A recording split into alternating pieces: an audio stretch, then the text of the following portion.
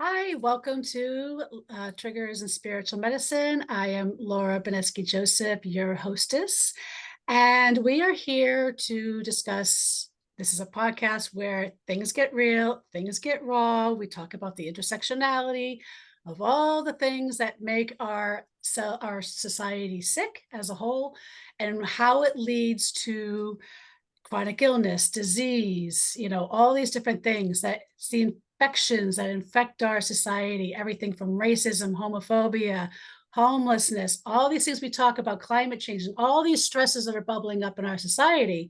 But none of us are really, or very few of us are talking about like the intersectionality of how it's all linked. And really that, in my opinion, like there's really one root evil, like one root cause, right? And it's like if we can face those hard truths, we can heal some pretty big things and kind of change the trajectory of where we're going as a society, as a species. And I am so excited. We're going to have some pretty real conversations. We were talking beforehand as far as how we were going to direct this with Leah. And yeah, we're going to talk about a lot of things that could go down some rabbit holes. So stay tuned. This is going to be a very intriguing conversation. And by the way, if you want to support our social justice initiatives, please become a Patreon member. For as little as $5 a month, you're supporting our initiatives, legislative and policy, and all those things and programs for survivors of abuse. So welcome, Leah. Tell us about yourself. Let's start Laura, there. thank you. Yeah, thank you so much for having me. I'm excited to be here. It's you and I have just instantly dropped into some really epic, deep rabbit hole conversations from the moment we connected. And I knew it was going to happen when we connected on Facebook. I was like, ooh, this woman. Um, so I I'm can't help myself, Some people run away and they go, "Oh, she's just too much for me. She's too intense." And I'm like, dude, like this is why I've overcome a lot of things with complex PTSD. I've avoided surgeries. I've avoided antibiotics. Why? Because I have faced some really hard truths. I've addressed, and I'm still addressing my own. Maybe I do have some inner homophobic stuff that I still haven't resolved. But I know I've worked on the inner misogyny, the inner patriarchal, how I used to really kind of shame women growing up, and it's like, well, where did that come from? Like we're not born that way, right? So it's no. like going down these rabbit holes and unpacking things is not always fun. People don't like change.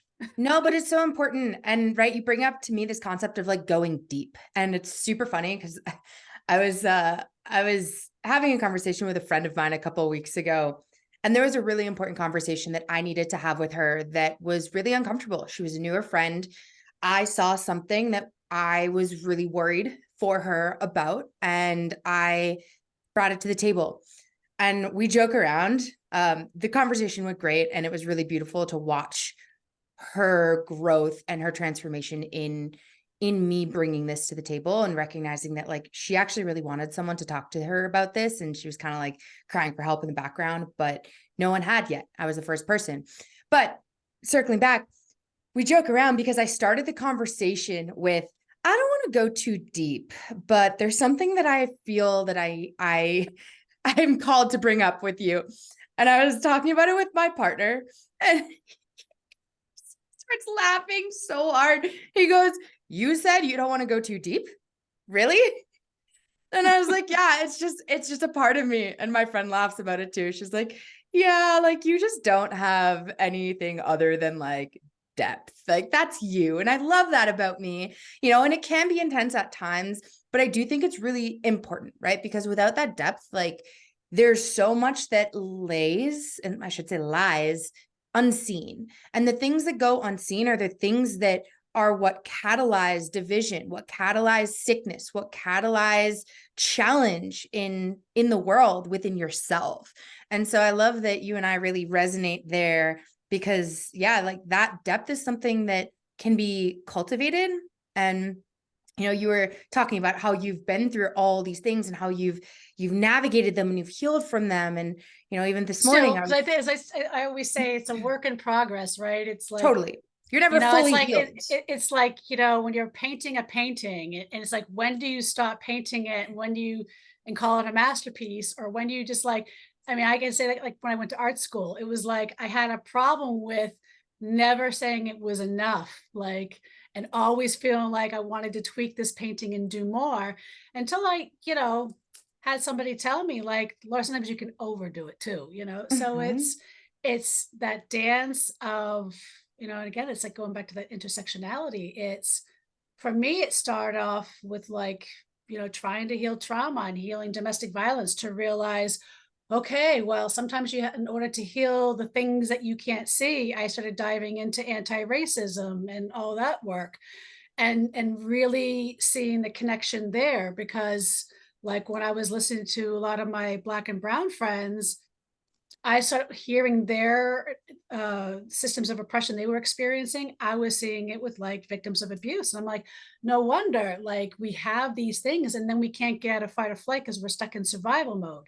And Yeah. then it's just like all these other tentacles. And it's just like, okay, so how do we, it's like, how do we heal the root? It's like when my father was like, I told him he should have become, an arborist instead of like, a doctor because he knew how to talk and work with trees and plants. And I was always fascinated. Like his thing was rhododendrons.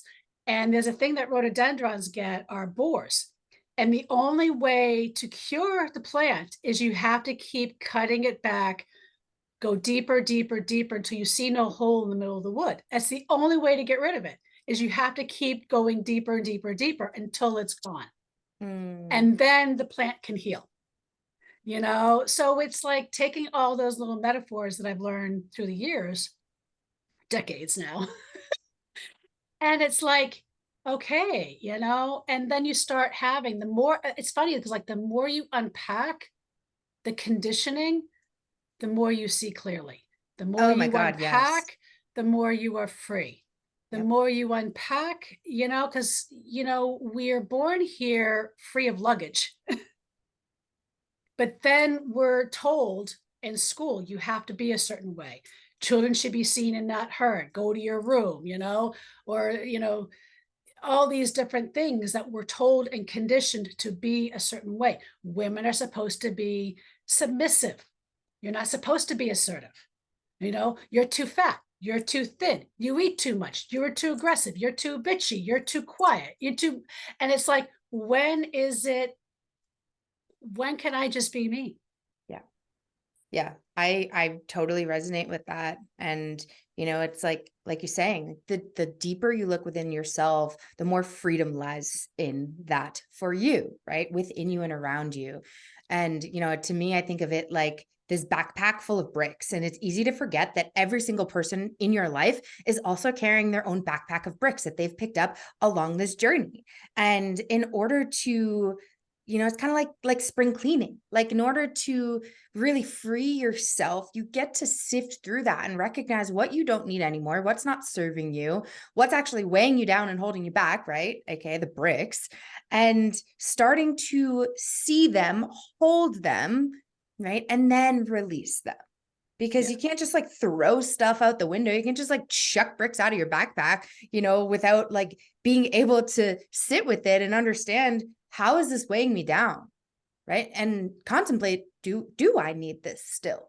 Yeah, I mean, I always say the triggers that show up in our lives, people, I think, mistake triggers. It's like we get triggered and then we react because Hmm. we've never been taught how to work through it. It's like I always say, like with couples, they say, kids see when their parents fight, but they never see the part where they work it out and they communicate and they fix it. The kids only see the problem, they don't see the cure. If that And exists. if, well, you know, I do believe in it. I'm probably in the healthiest relationship I've been in 53 years. So, Yeah. and that's because of all these things, right? But um and what I find is that and I even forget where I was going with that, but it's like when we're with the triggers, and the triggers are like an inner GPS, when we can stop, we can pause, and we go, okay, here's something surfacing within me. Now, what's happening right here in front of me isn't the real issue. It's something else that's unresolved within me. That's just the trigger for that piece. And You know, whether you want to go down, walk down into the cave and see where the dragon is, but remember, the dragon and is also where the gold and the treasure resides. So when you have the courage to face and see where the triggers are guiding you, the triggers are just basically saying turn right, turn left. Yep. You know, it's just what direction do I go? And having enough space so you can see where to go without coming from that reactionary standpoint. And then we go, why did I do that? I Why love did I do that? I love all the resonance, like so many things that you just brought up in that, like the dragon, right? You're talking about, like, to me, I see it as being the observer, having the discernment to like recognize that there's chaos happening, kind of hit the pause button, take a step back for a minute and observe what's going on and how am I being poked and how do I want to react? And this is a huge concept that I've been sitting with. And you talk about the dragon, and I'll share. I have a dragon eye on Nice. my arm that is always a reminder for me to be the observer, because it's easy for situations and for triggers to pull you out of the present moment. But when you can remember where you are, you have the dragon. Yeah, I love it. Of course you do. Well, and I have a dragon staff at my office, so I love it. you know. But you talk about, right, it's like we weren't given the tools to do this. Like, going through school, growing up, and I'm really passionate about this, and I'm sure you are too. We weren't given the tools growing up in school to help us tune into ourselves, to help us be the observer, to help us build awareness around what is happening in our mind, what is happening in our body, what's happening in our heart, what's happening in our gut, right? And what's happening in all of your private organs. Because every single area of you has this conscious awareness and thinks differently, experiences differently. And, we grow up, go through school, we learn math, we learn science, we learn history, but we're not actually taught like self-awareness and self-reflection and like self-mastery per se, right? And so now we get to the point where all of a sudden all these triggers, all these bricks are building Has up. been taught out of school. I mean, when I went to school, we were taught critical thinking. And kids don't even know how to do that anymore. Like it's the one thing we do not we've got AI that does it for us. Like, I mean, I grew up without calculators, without computers, so I'm probably a lot older than you. You probably grew up with all that, but I definitely had calculators. Yes. So it's like, but we didn't have that. So we had to like do it all like through memorization and by hand. We didn't have computers where we could type in things. We had to type things by the typewriter, and we don't have AI, and we had to learn how to think on our own. And now we have so much stuff that does it for us. We don't even know where to begin. No. And I always come back to like, imagine if every single child going through school, instead of, for example, standing up and saying the Pledge of Allegiance and listening to the loudspeaker every morning with these silly announcements, like what if a child was directed back into themselves, right? Their breath, their body. What if they were given the tools to be able to be the observer and like notice and be with what they're experiencing? Like, well, I can say some teachers are doing it. When I used to teach, I used to teach college, and I used to sub for a big city school. And usually I did high school because I usually taught health and health, like anatomy, physiology, that type of stuff. But one day they sent me to the elementary and I was petrified. I was like, I've never done elementary before, right? It wasn't my expertise. But I went into this class, and when we came and sat down for a reading circle, this one kid gets up, sits down, and he puts his hands down, and the way he's sitting, and I'm like, oh, I go, who taught you that? Like, did your parents teach you that? No, my teacher taught me. And it was basically how this kid just sat and was able to sit, take a few breaths, and then open himself up to listen. And I was like, yes, the concept of mindfulness in the classrooms, right? I mean, it's how beautiful. It's all relevant, And yeah, it's definitely, I see. There's definitely more of that happening, and we need more. right? It's like we need that to be like the commonality. We need that to be in every school system, in every space, to give people the tools before they actually need them. And so, yeah, you're right. It is becoming more prevalent, and we get to keep expanding this and bringing this into more areas so Well, that everybody can have access. I think the biggest thing that we're missing in our culture, and this is where I feel like I've been doing a lot of mourning, being in my 50s, and really seeing this being a challenge. I'm around a lot of people that are immigrants. I'm around a lot of people that are in the BIPOC community. And the concept of community is completely different than what we see in white America. And where I mourn is that that was, in my opinion, intentional to fracture families, to break up communities, because we are stronger together even as a voice. So we don't know what real community is. And like somebody said to me once, women used to be so strong, like before like a lot of the industrial stuff. What, when was it, like even during like the suffrage movement? Because they'd be all doing their laundry together, sitting there, and they'd be gossiping and planning at the same time, but they were still bonding together. There's an energetic thing when you're doing that together. Now we go, I have to go home and I have to do laundry, or I have to go do this and I have to do that, and it's all solo, it's all isolating. There's nothing that is done together as a community, and we don't even know how to even do. I know from just trying to build one here south of Boston, it is so incredibly difficult to get white women to show up for themselves. Yeah, I completely see that, resonate with that. It's a big part of my mission right now is bringing more community-based offerings to the table, because I as well see this. Like, community is so important, not just because it allows you to be seen, to be heard, to be supported, right? But it's a mirror. Like, through community, you actually get this mirror to look deeper at yourself, which is what we're talking about, right? You get to see yourself from a different lens, and being able to Synergy when you're in a group. yeah, there is. And you, right, there's that heart coherence, right? The more that you connect with this group, the more heart coherence you have. Joe Dispenza talks a lot about the heart coherence, and you have the ability to grow and expand and to heal to a greater capacity. You cannot heal to that same depth when you're alone. And this is why I see the need for more community spaces for especially women. Men need it too. Please don't get me wrong. Like, men need this too. They need their brothers, but women also really need their sisters, like deeply need their sisters.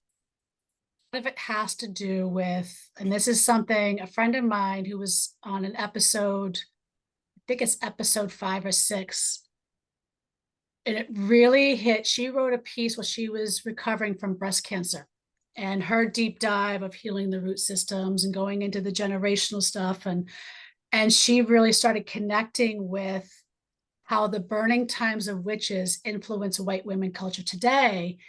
And I was like, oh my God, like we're seeing it today. You know, a colleague of mine who's extraordinarily well known, I have a lot of high respect for her, messaged me the other day and said, thank you for the conversation that we had, because she was very concerned about saying anything bad, being trying to bring in feminism and trying to be an advocate of saying anything negative about women.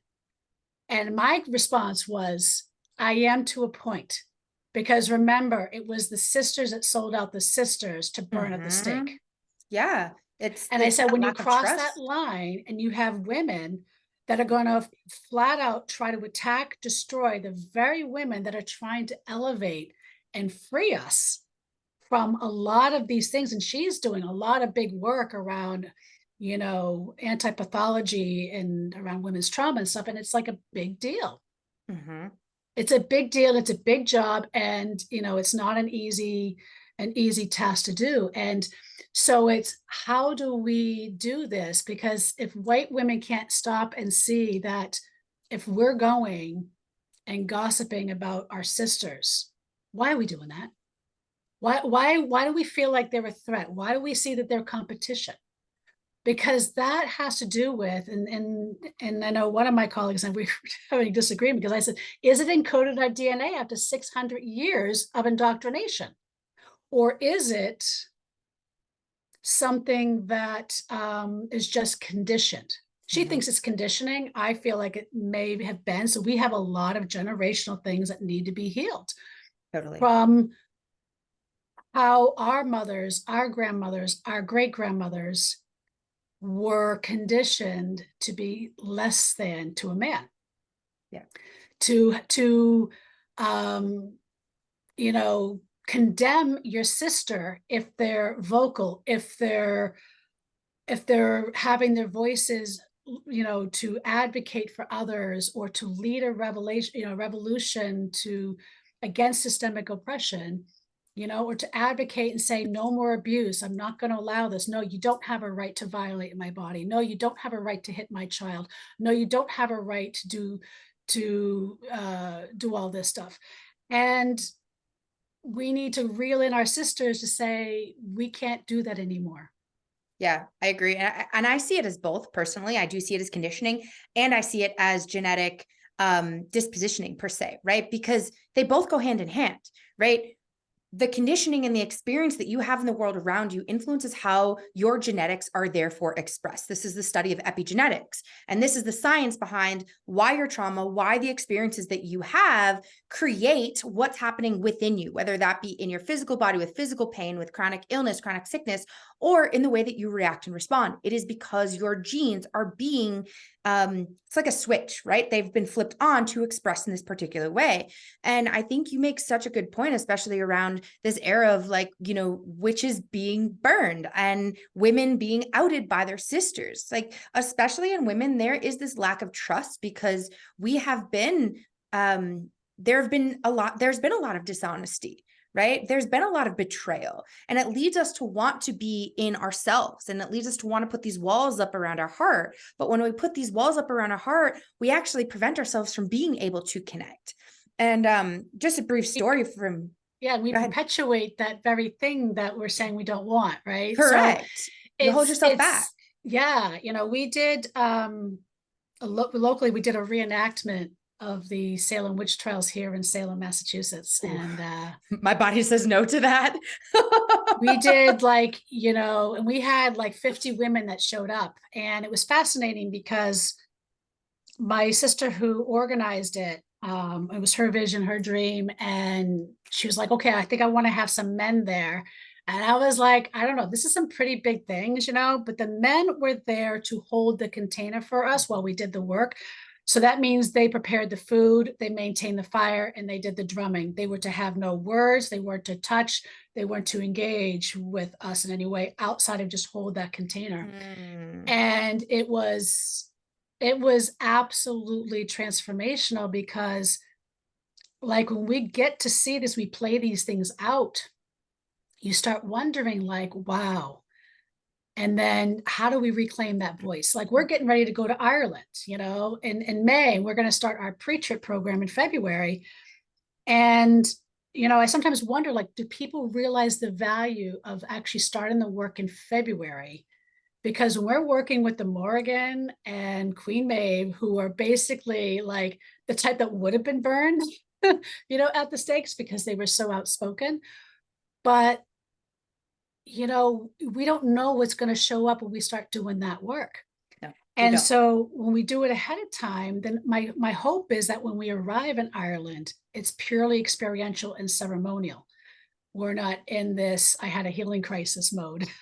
Yeah, you're not in Trigger Central. You're not in Trigger Central, you know, yeah. You're actually there and enjoying and present with what we're doing on the sacred land. And I'll tell you, even going there and doing that work of unpacking, when I went there this past May, I was like, holy shit, this time is now. Like, the time is now. Like, the energies are ripe for us as women, especially white women, to really look in the mirror. And if you are sitting there and it's listening to the triggers, right? It's listening to the body. Like, if you sit there, go, well, oh, I don't compare, I don't do this, I want to be like, sit yourself down. Yeah. And let's just go, like, because if it's not what's up here, if the body is being triggered, then yes, you know, if I go conditioning, if I go Do you compare yourselves to, the other step from mother, a couple doors down, are you looking at saying, like the grass is greener on the other side? Are you wondering why, you're jealous of another woman's success? Are you labeling women as bitches who are assertive? Mhm. Those are all little things that I would say, stop, pause, and see, like, if you are really sitting there wondering, how do I make change? I'm stuck in this rut. I don't know. Sometimes it shows up in these little micros. And when those micros can be enough to poke a hole in that Hoover Dam, and then you work through all the other pieces.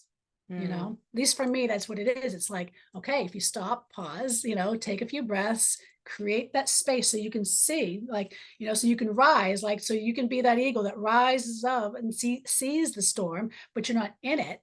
And you Yeah. can go, oh, wow, I didn't realize it was like that. Yeah.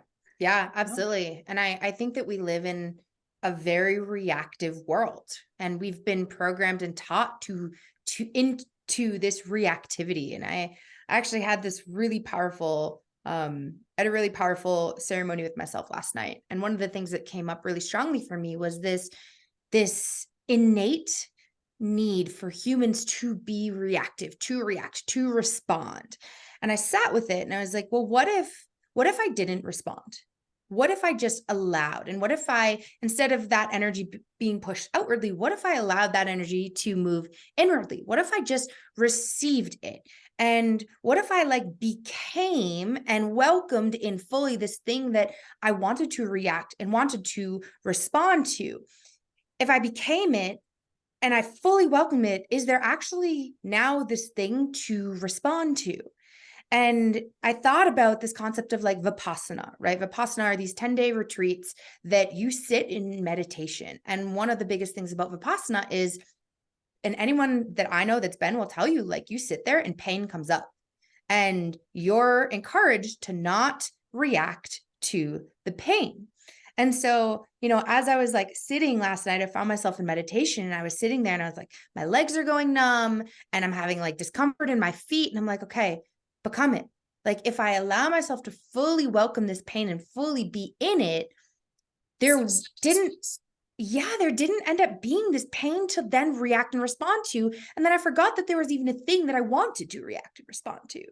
And so I think that there's this weaving here between what we're talking about, where it's like, if you allow yourself to be fully in that trigger, like to explore it, to welcome it, to step into it, is there still a thing there for you to react and respond to? And what is it that you're resisting? Why is it that you want to react to that trigger, to this thing that's ultimately, like you said, holding us back from being able to connect with ourselves, being able to connect with the people around us as well? Who came to me and we were doing some work. And one day they came in and they said they had a nightmare, and they have a fear of going into the ocean because of this nightmare. And I said, well, what would happen? We'll want to die. And I go, okay, well, is that reality or is that the fear? Right? Let's just go into the water. So what we did is we went into the water, and I go, what would happen? Oh, the shark's going to come bite me. Okay, so describe exactly what's happening with the shark. Well, the shark went up and gobbled me halfway up. I go, okay, well, what's happening? I said, stay with it.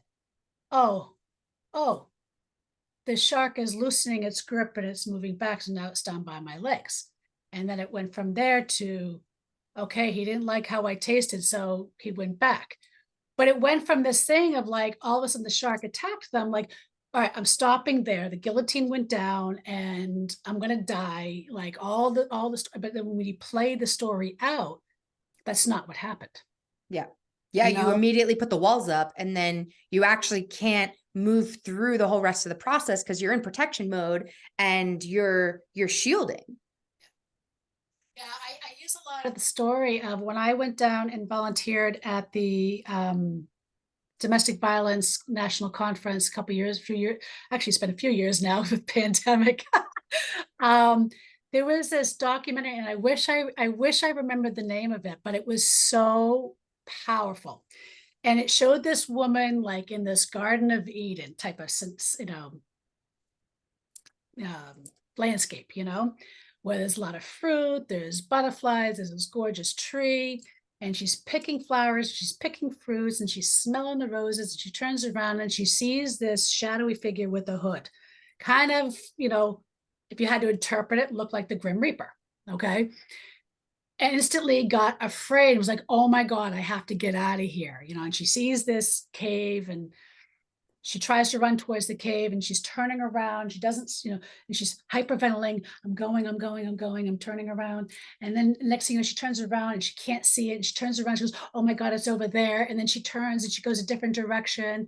And then she does the same thing. Oh my God, it's over there. So it's like she can't escape this thing. And then she even gets the anxiety, gets even more worked up. The stress gets more worked up. She's breathing even heavier. And then she turns around and she runs right into him. And then it forces her to look up because she ran into it and she sees the mirror.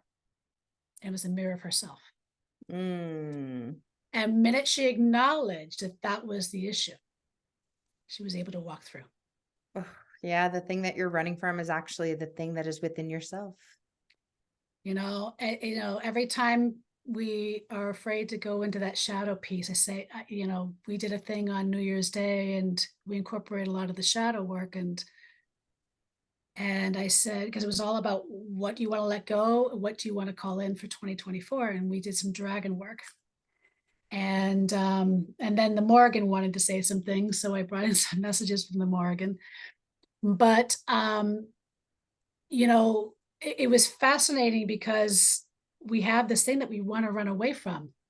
But when we can stop and pause, it's actually where the gold resides. It's the very things you're running away from the things that you disown, all those things. You wonder why your gifts aren't flourishing, why you're not making the breakthroughs.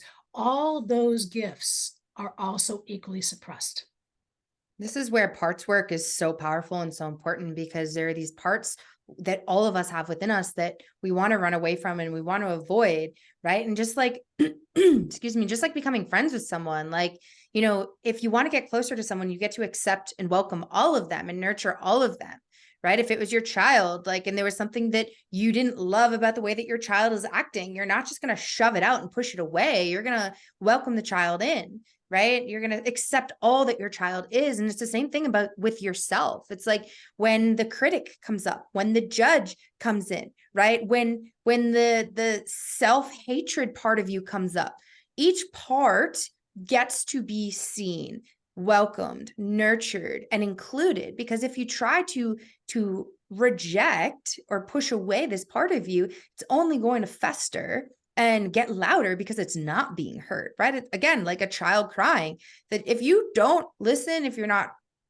addressing a child's needs, if you're not hearing their emotions, they're probably going to end up in a temper tantrum and screaming and yelling and crying. Same thing happens with these parts of you. When you don't welcome, include, and accept, which is a big thing that I help a lot of my clients with, is welcoming all parts of themselves and being observant, being curious, being explorative of these parts, you get the ability to embody and really welcome and accept all parts of you. And that's what allows you to become whole.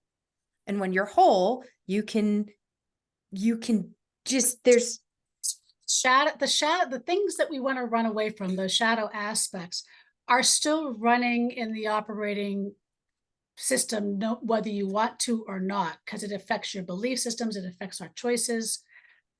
The sooner we can befriend those dark parts of ourselves, the sooner it isn't overpowering what we really want. And we all have them. We all have the darkness. We all have the shadows. If you think that Sally Joe over there doesn't have them, honey, that's, yeah. So tell me what was probably that kind of led you down this path? What was the most triggering moment that kind of gave you an aha moment that there was something different in life? Yeah, I would say there's a lot of micro moments that I've had over the years. My parents' divorce helped me realize that at the time I had this concept of like live for tomorrow, which actually pulled me out of the present moment. But at the time, that's what I needed to keep moving forwards. And so recognizing that like there was something different that I wanted, that I could create something different, have something different. And then my 4 years through college were really challenging. And it wasn't until after college, after I went through crazy amounts of emotional turmoil through college, women betraying me, breaking my trust, like hurting me beyond belief. I've been sexually exploited by my peers. I'd been legally betrayed in many ways by someone who was a best friend. There was a lot of things that came up for me. And post college, I ended up throwing myself into a bodybuilding competition because I thought it was the way that I was going to find love for myself, that I was going to like find connection with myself. And it did the opposite. It completely disconnected my mind and my body. And after that show, I found myself being so influenced by the judges and their opinions of me, and not placing and not like having this success because of my outward image. And I realized that that had nothing to do and everything to do simultaneously with what was happening in my mind. But it was after that experience that I came really close to committing suicide. And I found myself standing at the top of a high rise, contemplating jumping off. I was actually up in Toronto, Canada. And I could not pull myself away from this bag of sweets. I was so addicted to the dopamine because I wasn't getting any of the dopamine within myself. And so I needed it from chocolate and candy and all these things. And I had this moment where I was like, oh, this isn't what I want. Like my time here, like I want to do more. I want to feel more. I want to experience something different. And in that moment, I made a choice. I put my shoes on. I've been like sitting on the floor crying all day. Put my shoes on and I grabbed that bag of candy and chocolate and I walked downstairs outside and I handed it to a homeless man. And it was in this moment that I like realized that I could make a choice that changed the trajectory of what I was engaging in, the habits that were happening, the things that were going on in my mind. Like I had the power to make the choice. And that moment was the first really, really empowering, impactful moment for me that realized that I could choose a different trajectory and it's up to me. No one else is going to do that for me. I have to put the work in myself. I have to put the shoes on. I have to tie the shoes. I have to grab the bag and I have to intentionally go downstairs and hand it off. And that was what helped me realize that I can make any change. Hey, I'm just putting on my shoes and I'm just going to go. But when you're in that crisis mode, like that's a big deal. Like, because it sometimes can take a lot of energy when you're in those moments of despair, of like just getting out of bed, just getting dressed, just putting your shoes on. Yeah. Is a lot of work. Yeah. And what I say is it's like, it's just as easy not to do it as it is to do it. Right. And so you have a choice in that moment where all that chaos and all of that is coming up and it feels really hard to do anything different. But you have two choices, right? There's two paths. You either choose not to do it and you stay exactly where you are with the same experience that you're currently having, or you choose to take a step in a sideways or in a different direction and you actually change the trajectory and you can experience something different. It might not necessarily be immediate, but if you're doing something different, you're going to experience something different. And so when I find myself in those situations where I'm like, it is, if you want something different, you have to consciously choose something different. Correct. I always remind my clients, it's always your choice. If you don't want to feel that way, it's your choice. If you want to continue to feel that way, it's your choice. Right. And so when I'm finding myself in that place of like, oh, I don't want to get out of bed today. Right. I'm just like maybe having a challenging mental or emotional health day. Right. It's like, okay, well, I can choose to sit in bed and continue to be the victim of this experience, or I can get up, I can make my bed, which I do first thing every morning, and I can go sit in meditation. Right. I can do something to change the experience, to change the trajectory, can make a different choice. Yeah. That's a big deal. So speaking of that, what did you find to be the biggest medicine? It sounds like meditation was a big thing for you. Meditation was big, but the number one thing was mindset. So the first book that I was handed was from an ex-boyfriend, and I was having a really difficult day. This was maybe a year and a half after the bodybuilding experience. And he saw me really battle my mind, my mindset. And there was this day where I was just sobbing on the couch and then ended up like sludging down to the floor, and just like I was being so weighed down by my thoughts, my beliefs, and all these things. And this man sat with me for like an hour and a half, maybe 2 hours, until he got me and encouraged me to stand up on my feet, stand in a power pose, and start repeating these powerful affirmations to myself. And in that moment, I realized that like, right there could be this change again, but it was in the mental, like more the emotional side of things, where I could realize that my emotions and the words that I'm using actually change the physical experience I'm having in my body and in the life around me. And he handed me this book. It was Mindset by Carol Dweck. And it was the greatest mirror at the time, because I didn't really have the community that you and I have discussed a little bit earlier that allowed me to have some of these really deep reflections around myself.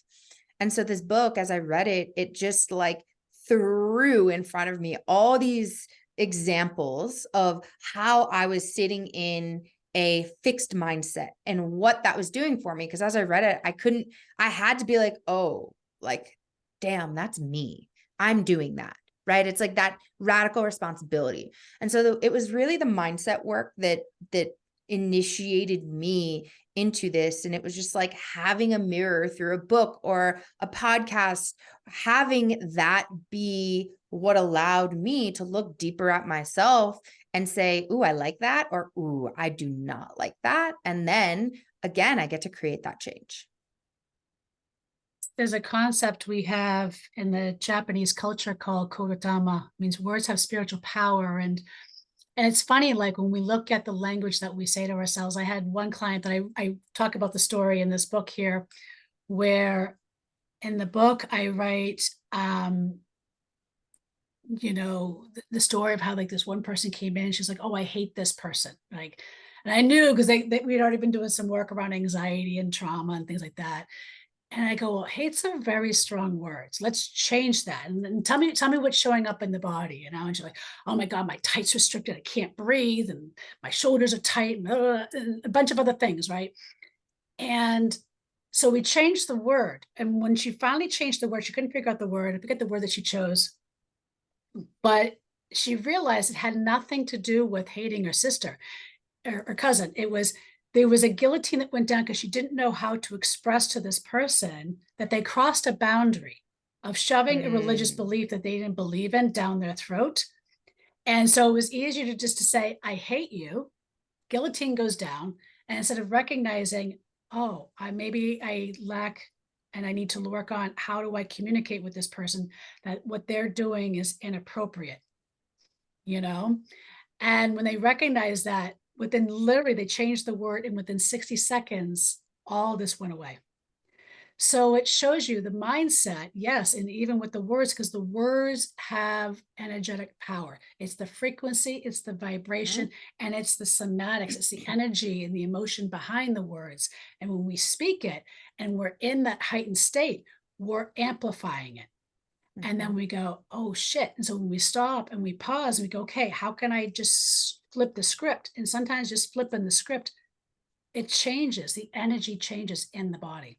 Yeah. It's fascinating. Your cells, they have these little ears on them, I like to say, and they have receptors that are always listening, right? And so what you say about yourself externally, what you say about yourself internally, the conversations that you have about other people with other people, it influences how your cells react and respond, which then influences your physiology of your body, how your liver functions, how the rest of your gut organs function, how your thyroid can function, your brain can function, all these things.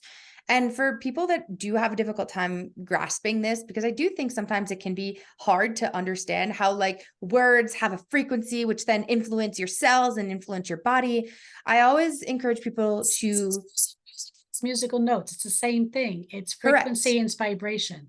Exactly. And there's tons of studies that have been done on water molecules and with plants that help you see when you actually speak positively and with joy and with abundance and with happiness to water molecules or to plants, it leads them to have a more beautiful cellular structure. It leads the plants to grow more and to flourish more.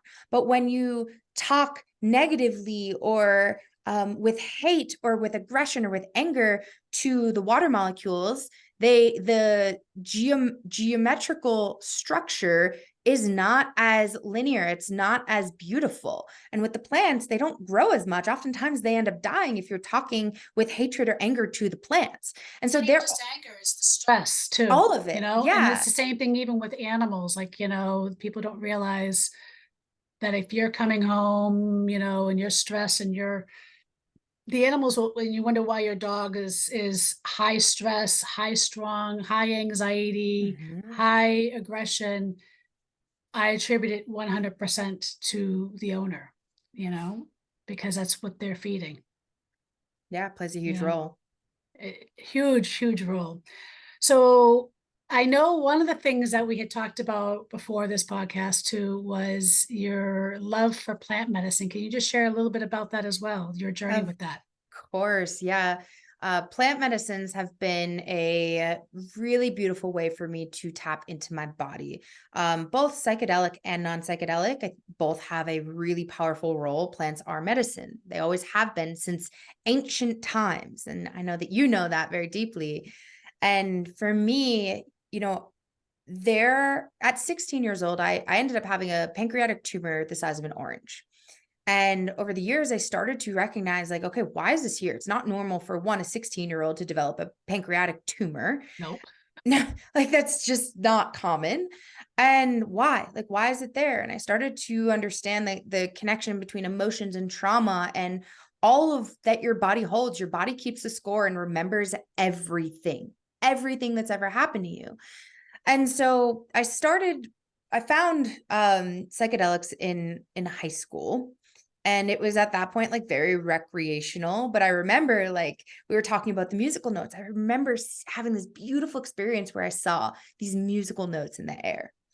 And over the years, I started using psychedelics more intentionally. And now I'll sit in ceremony with myself. I'll sit in ceremony with other people, with groups. I've sat in ayahuasca ceremonies. And psychedelics have been a really beautiful way for me to like kind of like look under the hood, right? Because there's certain things sometimes that you don't see, the things that you brush under the rug that you don't even know are there until all of those walls come down. And I find that that's what plant medicines can do for you, is they can help you pull those walls down that you've put up to protect yourself, that are leading you to not be able to see what's behind that wall. And so for me, I've been able to use psychedelics and plant medicines as a way to go deeper, as a way to release emotions, release trauma, release stagnant energy, release blockages. A really common experience on plant medicines and psychedelics is shaking. Like oftentimes your body will shake. And if you think about it, animals do that all the time. All the time they shake, right? Dogs, cats, whatever it Like is. you're getting it off. They're shoving it off. Me and my roommate joke around. She has a dog. And like whenever we say something to the dog that the dog doesn't want to hear, she like shakes it off and she like, right? And it's really funny, but it's also like that is not something that we do often as human beings.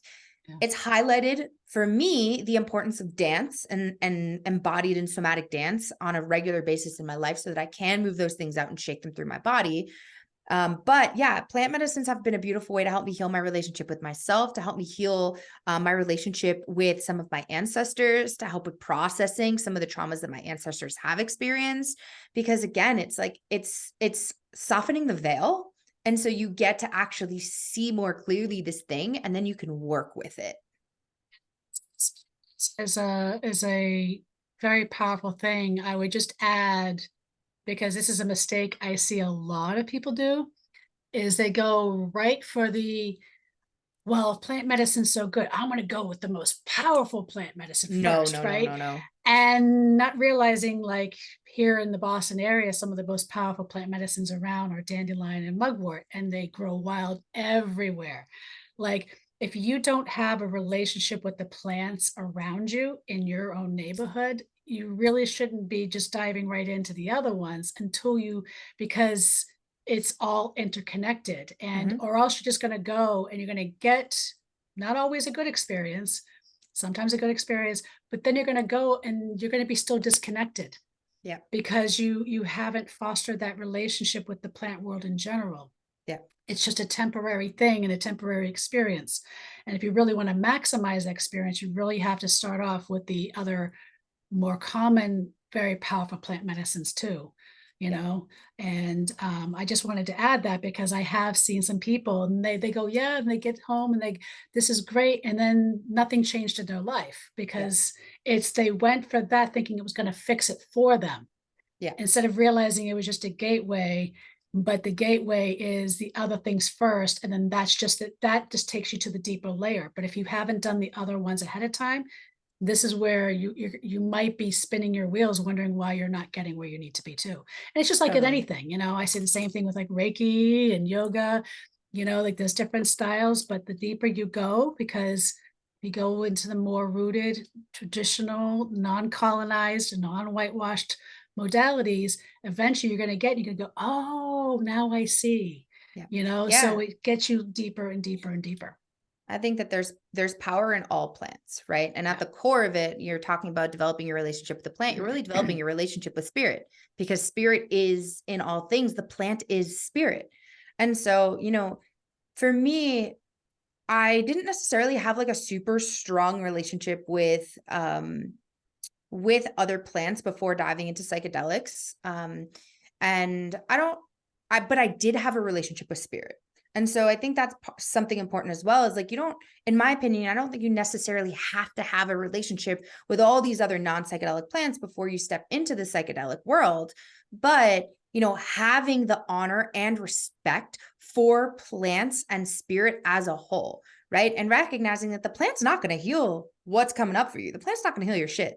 Like, you get to heal your shit, Yeah. right? You And still have to do the work. there's integration, and that's Yeah. where like psychedelic integration coaches can be really, really supportive and helpful after any type of journey, because it is so important to take what came up for you in ceremony and work with it, integrate it, become it, right? Because Yeah. otherwise you're just going to have this experience and then be like, oh, that was cool. Okay, let's move on. And that's what I see recreational use of plant medicines, is that there's not a whole lot of integration. It was like, oh, that was a cool experience. That was a cool experience. Great concert, and there's no like embodying what came up for you. And so I do think that that's really important to recognize. And also, what I always encourage is like discerning if you're feeling called by the plant or if you're forcing interaction with the plant.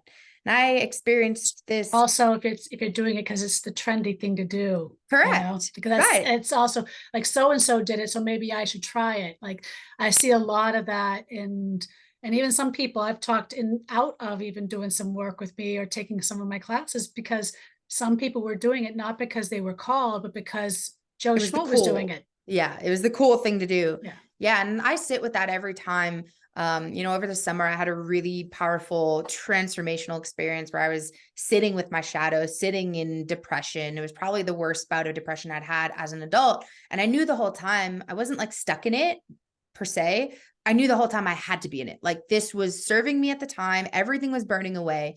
And towards the end of it, I found myself in this place where I was like, having a difficult time discerning whether ayahuasca was calling me or whether I was trying to lean on ayahuasca to try to clear what was happening here. Yeah. And as I sat with it more and more and more, I was like, no, like, I'm feeling called and I know that it's going to support me, but I know that that's not going to do the work for me, that I have to do the work myself.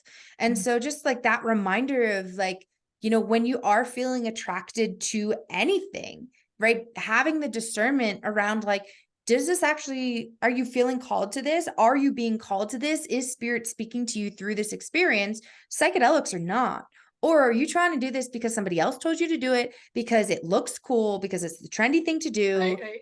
and you think you need to do it, right? Because that's not that listening to your inner knowledge, your higher self, right? That spirit moving through you. That's doing what someone else says or does. And that's kind of the whole people pleasing thing, or like following the crowd. That's not Yeah, following your true self. yeah, that's not even knowing who, when you're in that, I don't even know what I want. I don't know. Then that's where you maybe don't start there. Like Yep. start doing other smaller plant medicines and other things to learn who you are. Like you don't go for the Yeah. strongest one out of the gate, Develop your relationship with yourself first. Yeah.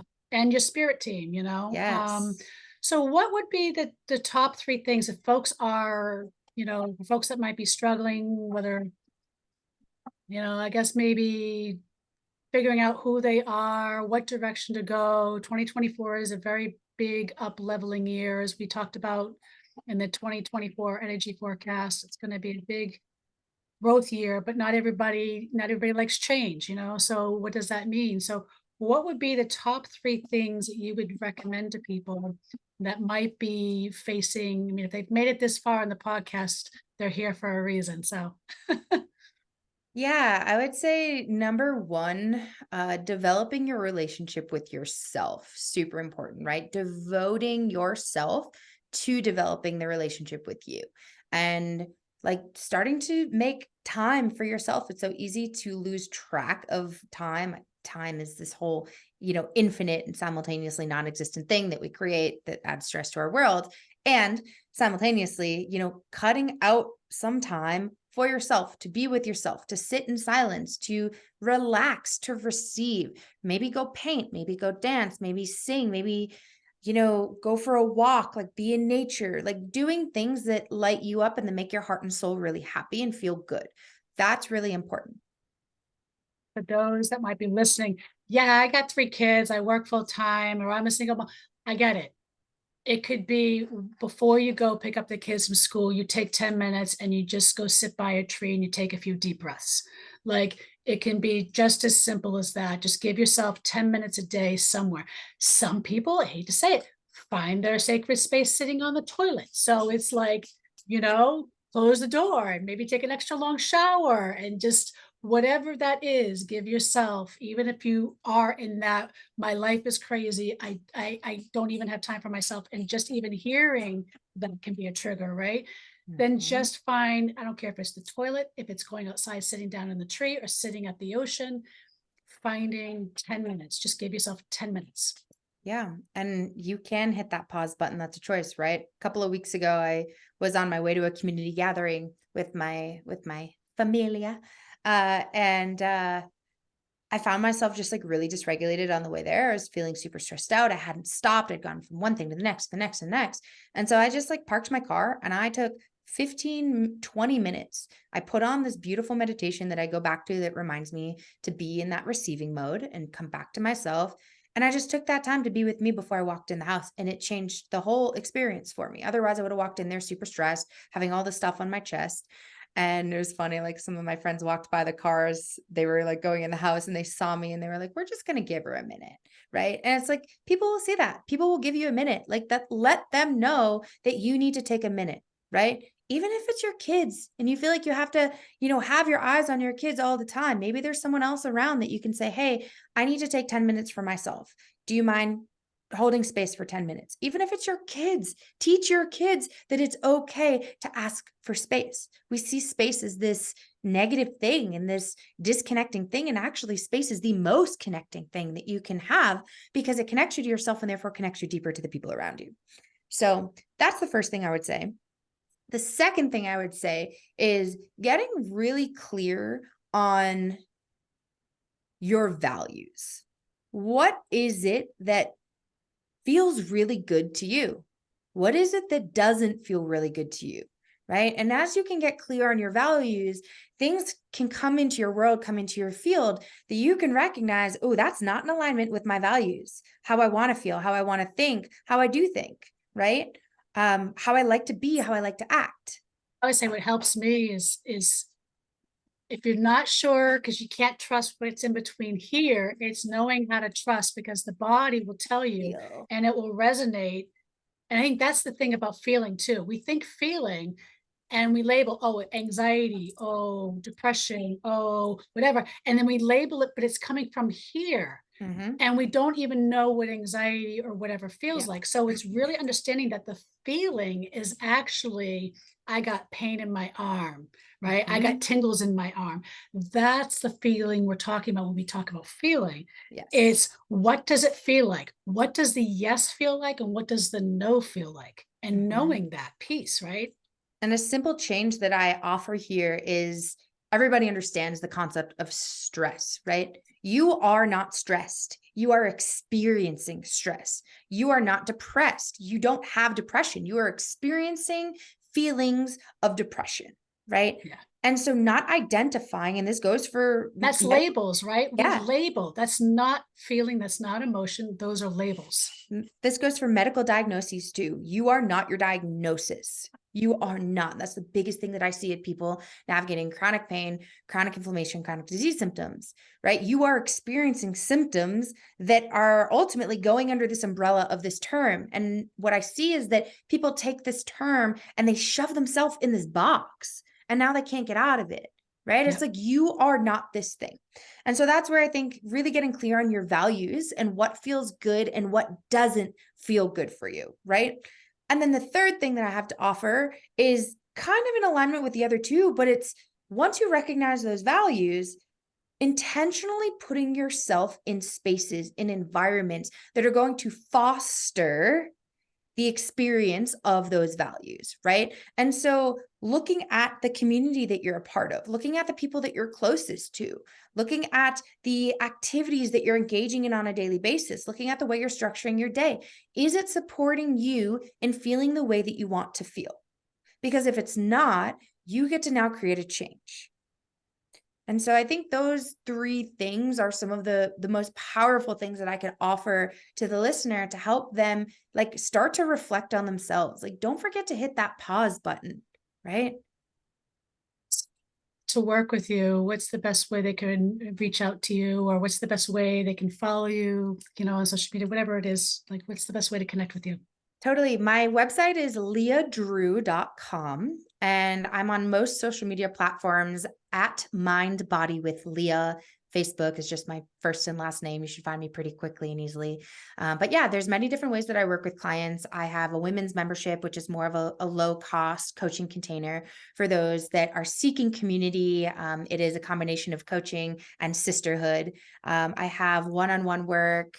And I have a couple of other group programs that I run just based off of what someone's seeking. And then lots of free options. And my biggest thing is like, I just love connecting with people. And I love being a mirror for other people to look deeper at themselves. And so even if you're not here to work with me, like please follow along. Let me know where you came from. Let me know that you heard me on Laura's podcast and come engage in some of the free things. I do a free coaching session once a week on Facebook, once a week on Instagram.